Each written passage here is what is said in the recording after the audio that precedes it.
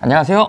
대학백수 이상목입니다. 오늘 이 시간에 주제를 얘기하기 전에 앞서서 우리 학생들 같은 경우는 선배들이 우리 학교에서 내신 2.5면 이 학교를 갔다고 하니까 나도 2.5면 여기 갈 수 있겠지? 이런 생각을 할 수 있을 것 같은데 천만의 말씀, 아예 틀린 생각이야. 왜냐면 이 입시라고 하는 거는 매년 정해져 있지 않고 살아있는 생물처럼 이렇게 파닥파닥 움직이고 있는데 전년도에 우리 선배가 그랬다고 나도 그렇게 들어갈 거다? 말도 안 되는 소리고, 게다가 중요한 건 올해는 작년과 많이 바뀌었다. 그렇기 때문에 내가 가지고 있는 그런 작년, 재작년 데이터만을 가지고 올해 입시를 준비한다면 굉장히 위험할 거야. 그래서 오늘 이 시간에는 2024학년도에 어떻게 입시가 바뀌었는지, 그 중에서도 올해 수시는 어떻게 바뀌었는지에 대해서 한번 얘기를 해보도록 할게. 첫 번째로는 학생부 교과 전형이에요. 이제 흔히 내신 등급, 숫자로만 되는 정량평가의 대표적인 전형인데, 교과 전형이 올해 가장 큰 바뀐 게 뭐냐면 바로 수능 최저 학력 기준의 완화야. 고려대학교 같은 경우는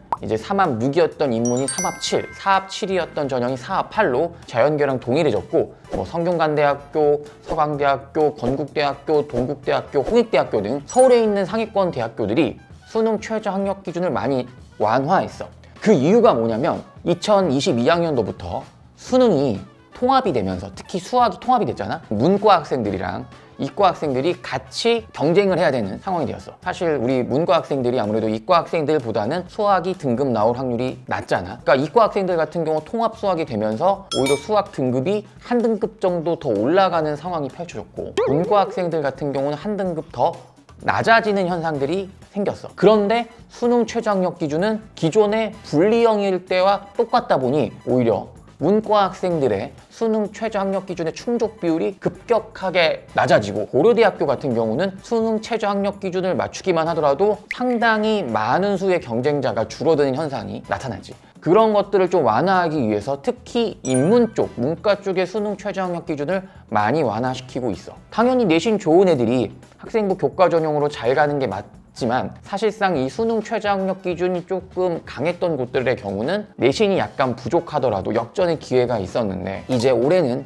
그런 역전의 기회가 조금은 줄어들었다라고 생각하면 될 것 같아요. 그래서 학생부 교과 전형은 3년간 내신을 차곡차곡 잘 쌓아온 학생들에게 많이 유리해진 전형이 되었어. 그 다음 두 번째, 학생부 종합 전형의 경우는 이제 가장 큰 게 바로 자기소개서 폐지야. 내가 학생부 종합 전형으로 가더라도 내신이 더 중요해졌다. 자동 봉진 이런 것들도 축소가 되고, 이제 수상도 안 보고, 결국에는 우리 학생들의 내신 등급과 그 내신 등급이 표현이 되기 위해 작성된 세부 특기사항, 이런 것들로만 좀 결정이 되다 보니 학교 생활을 얼마나 더 충실히 했냐, 오히려 교과적인 역량이 조금 더 중요시하게 되는 그런 거라고 생각을 하게 되면 될 것 같아요. 그래서 결국에는 여러 가지 내가 생기부의 여러 활동들을 아무리 열심히 녹여낸다 하더라도 전부 표현하기는 어려울 거다. 저 수학 너무 열심히 좋아하고 수학 활동 많이 했어, 이것도 좋지만 그냥 수학 등급 1등급인 게 그 모든 것들을 담아내줄 거다라고 생각을 해주면 될 것 같아요. 그 다음에 이제 세 번째, 논술 전형. 이 논술 전형의 경우는 아무래도 이제 대부분 학교에서 모집 정원을 줄이고 있어. 하지만 몇몇 대학교들, 올해 같은 경우는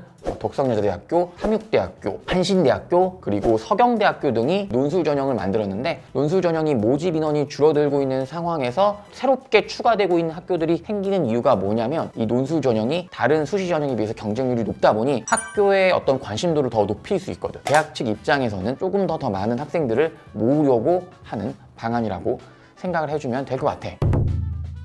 지금까지 좀 간단하게 2024학년도 수시 전형에 대해서 조금 알아봤어. 입시가 너무나도 빠르게 바뀌고, 내가 처음에 고등학교 1학년 때 세웠던 전략과 새롭게 다시 전략을 세워야 될 수도 있다라고 생각하는 친구들도 있을 거야. 나만 그런 게 아니고 모든 학생들 다 불리한 상황이니까, 이 상황에서 나한테 맞는 최적의 학교, 최적의 학과를 찾는 게 제일 중요하다. 내가 가고 싶은 학교의 모집 요강을 잘 뜯어보고, 내가 정말 이 학교가 될 수 있을지 없을지에 대해서 스스로 좀 고민하는 시간이 있어야 결국에는 성공적인 입시를 할 수 있다. 입시는 누군가가 도와주는 게 아니라 내가 직접 해야 더 좋은 결과, 그리고 만족도가 더 높을 수 있을 테니 그 부분 명심하고 이 겨울방학 1, 2월 기간 동안 꼭 수시 공부를 할 수 있기를 바랄게. 다음 시간에는 올해 바뀌게 되는 정시에 대해서 얘기를 해볼 거고, 혹시라도 수시에 대해서 궁금한 사항이 있으면 댓글로 남겨주면 내가 답변을 주도록 할 테니까 오늘 영상 꼭 구독과 좋아요, 알림 설정 부탁할게.